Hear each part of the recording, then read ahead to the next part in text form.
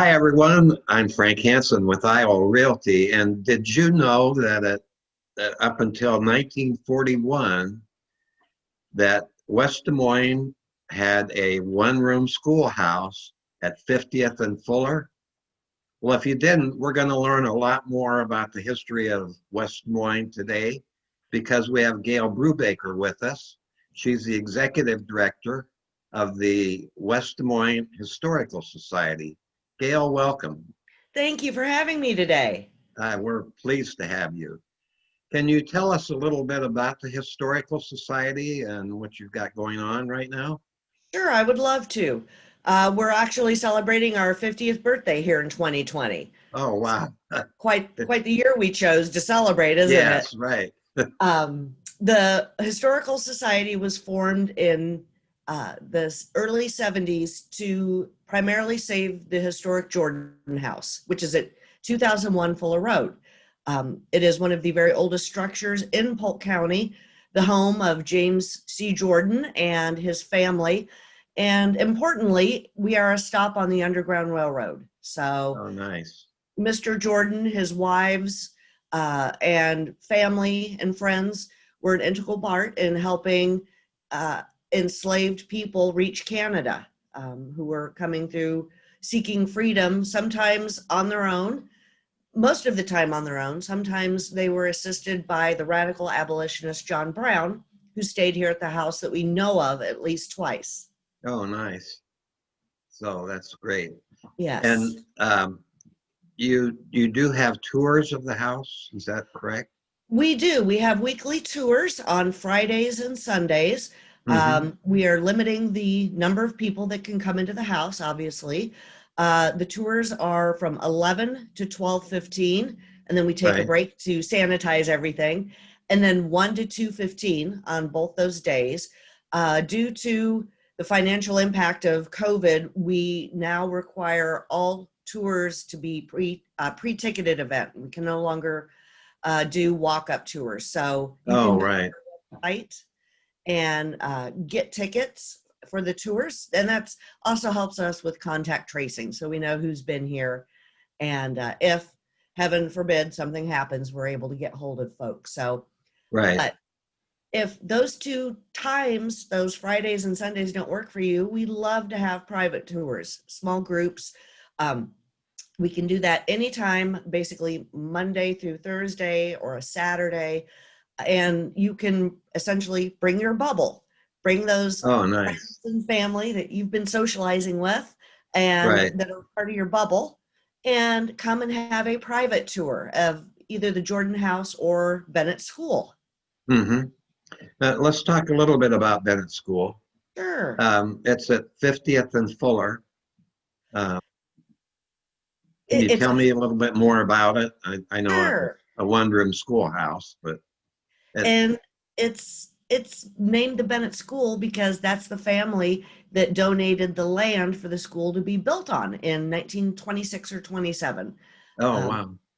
and that was a big honor. So it was a little bragging rights too. You were so good at farming, you could give up an acre of land with having no great financial impact. Oh, So yeah. And community, go it's ahead. I'm been sorry. it's been preserved and remodeled and Yes, it was actually used to be at South 50th. It's now at 4001 Fuller Road, right next to hmm Jordan Creek Elementary.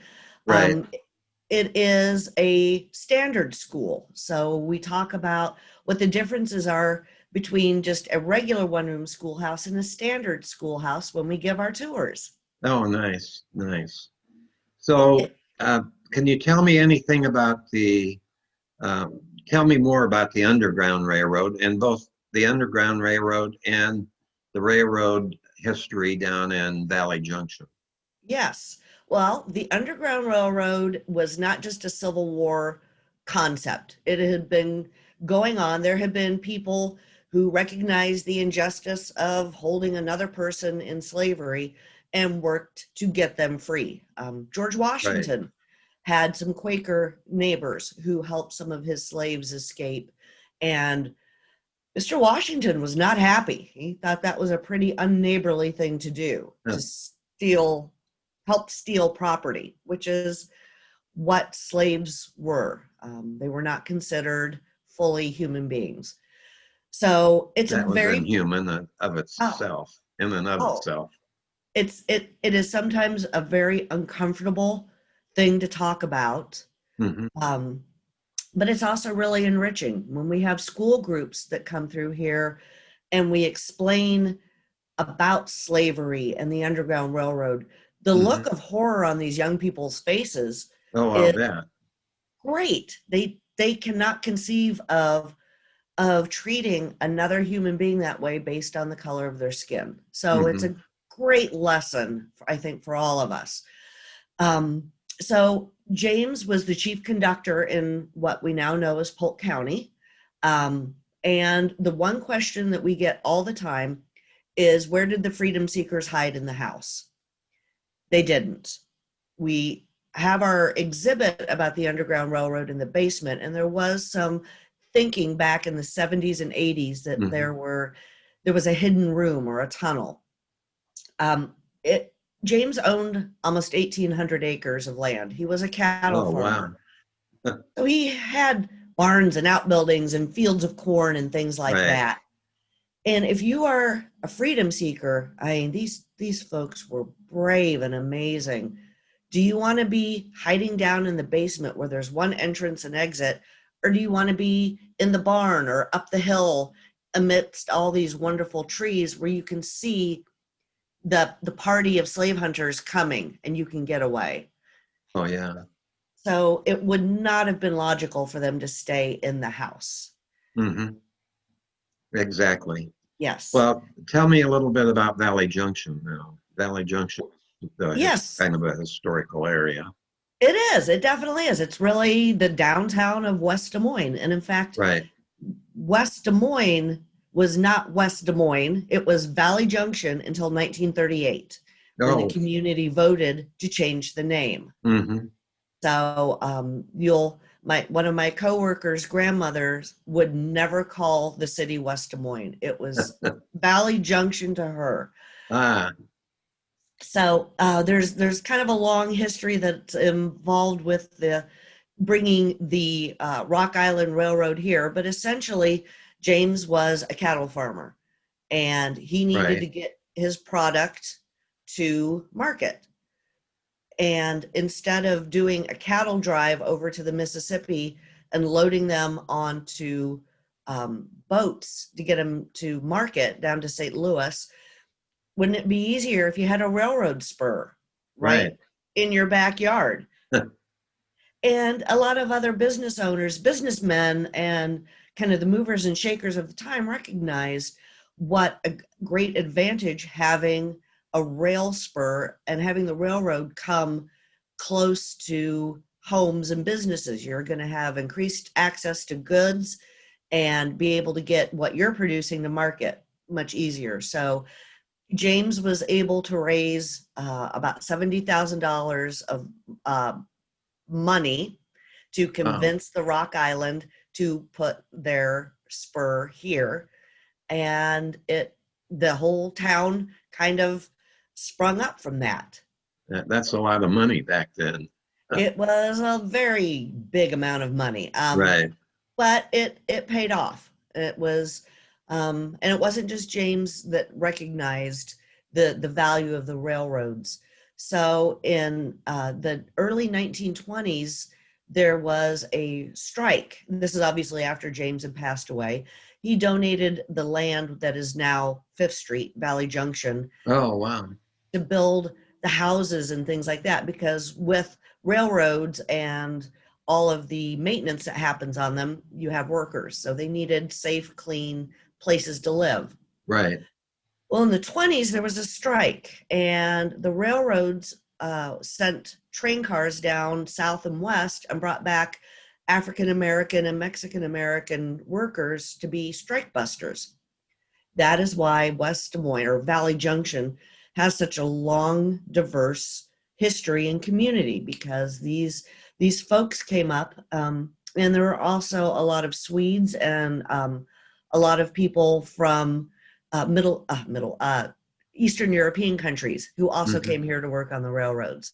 So there are folks that have 5, 6 generations going back that can be attributed directly to coming here to work on the railroads. Yeah, this is October is Italian Heritage Month, Yes. and my mother was full-blooded Italian. My maternal grandfather came over to work in the railroad, and he was a roundhouseman. Oh, Yeah, so he was working in the railroad around here and in Perry, Iowa. But anyway, that was a side note, I guess. So you were talking about volunteers earlier. You and I were talking about volunteers. Can you tell us a little bit about how to volunteer and what you would be doing? sure.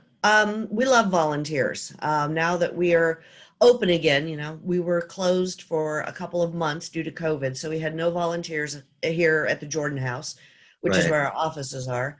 But we are able to have volunteers in, and we launched a huge project in January. Um, Inventory. Every museum has lots of stuff, and it all Oh, is supposed to be tagged appropriately. And we purchased a computer program that allows us to put our inventory online, so it would be completely searchable by the public. There are thousands of items, as you can imagine. Every single You have a jar of buttons. We oh, need to know where that came from and what the buttons are and how they tie in with West Des Moines history. So this inventory project is spearheaded by my coworker, Kelly, and we have volunteers that are going through, they're essentially choosing a room of the house and measuring, noting condition, and photographing every single item in that room. oh, wow. It's a huge project. It's going to That take us is. years. We understand that.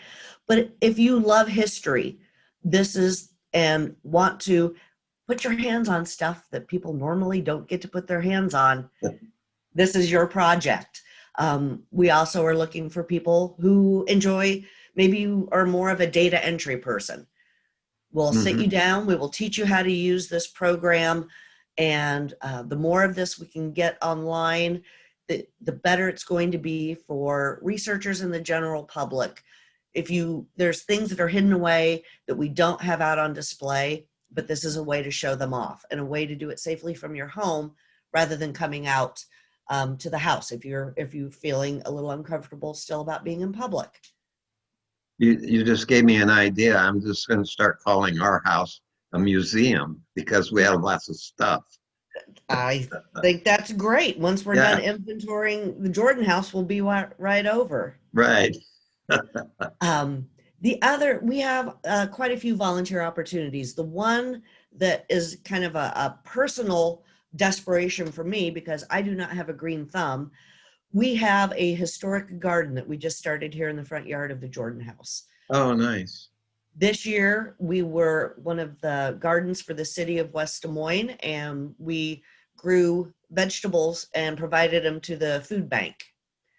Oh, Um, we also have some flower gardens that have lots of kind of traditional flowers in them. hmm. I I really would love if somebody or somebodies would come and help us make these gardens as beautiful as I know they could be. Oh, nice. Yeah. So I I can grow zucchini and yellow squash okay, but flowers I am not good at. So Yeah. So uh, tell me about membership to the Historical Society. membership is our lifeblood. Um, Consistent membership gives us the money to keep the doors open. I had somebody once tell me that we don't get charged for electricity because we're a nonprofit. I guess I've been paying that bill all these years for no reason, right? Right. And it's there are costs and expenses that come with having a 150-year-old house as well. Oh, yes.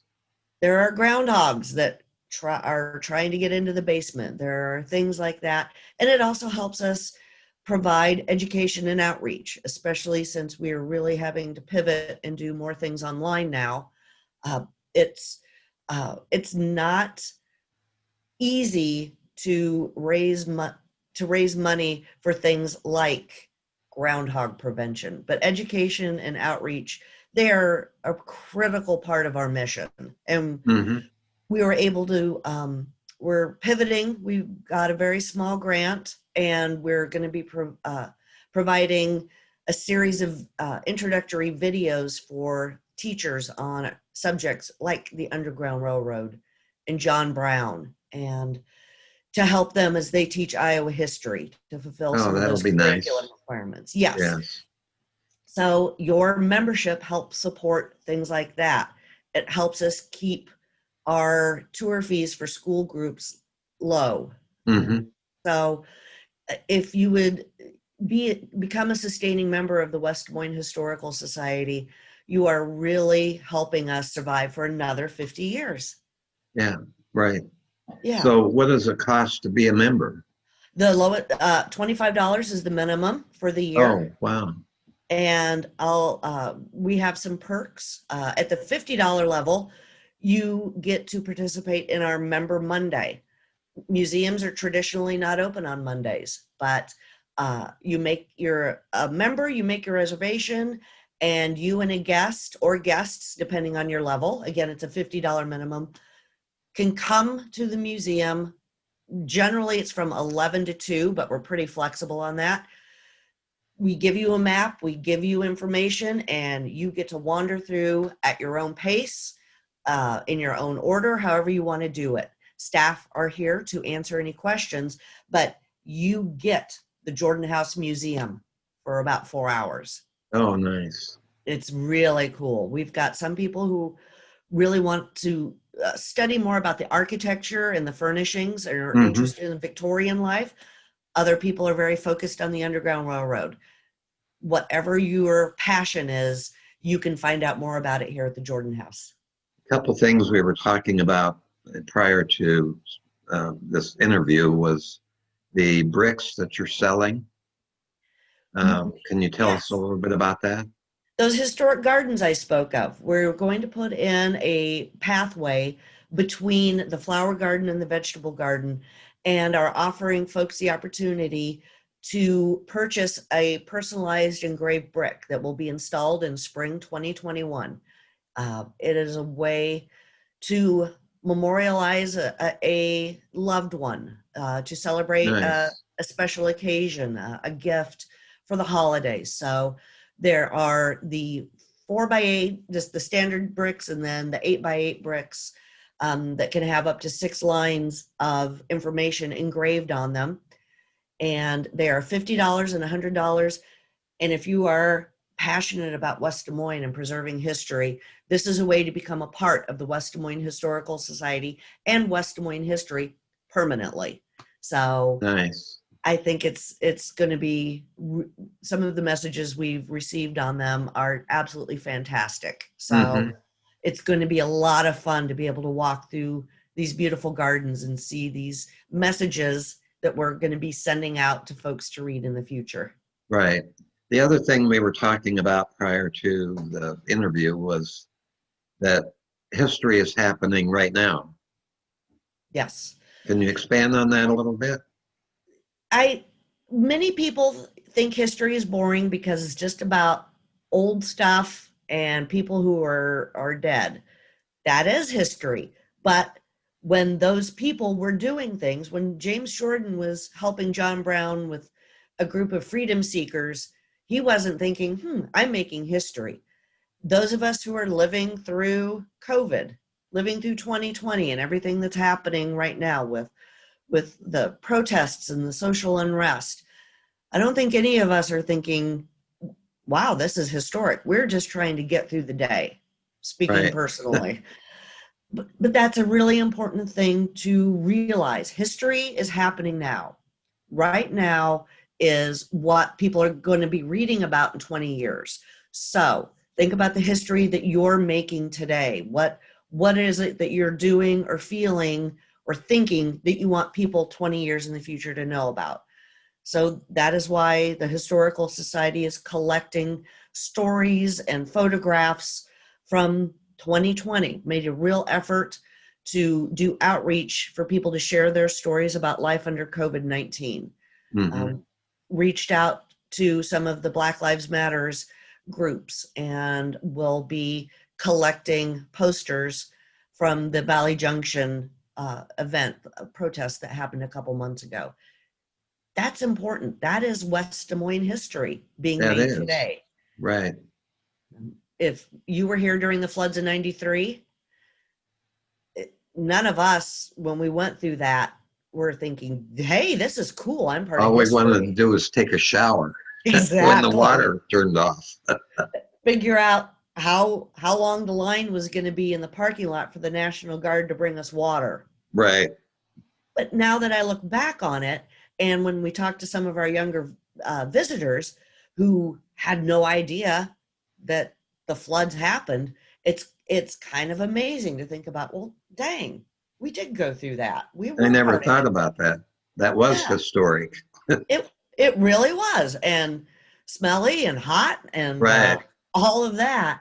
Well, But we lived. We right. We survived. were living in Des Moines at the time and didn't have any running water. And so, I mean, it was, we did have friends that lived in West Des Moines and we got to take a shower once, but Oh, then they, wow. yeah, then they said, don't let your friends take showers at your house. Yeah. We lived in Des Moines as well. So there were many buckets of water thrown over the head in the backyard during that time. So I took a shower on the deck one day in a pair of shorts.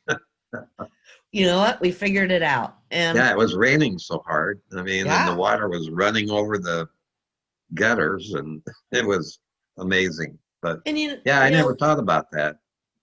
and That I was think the historic. phrase "we're all in this together" is getting a little trite. Get Right, But boy, that we were all in it together. We all, for the most part, smelled bad and were stressed out, right. but everybody pulled together and carried Through it. jugs of water for Right, people with limited mobility or had friends over to shower. right. So it's a really, I think, an example of sometimes the worst of times brings out the best in people.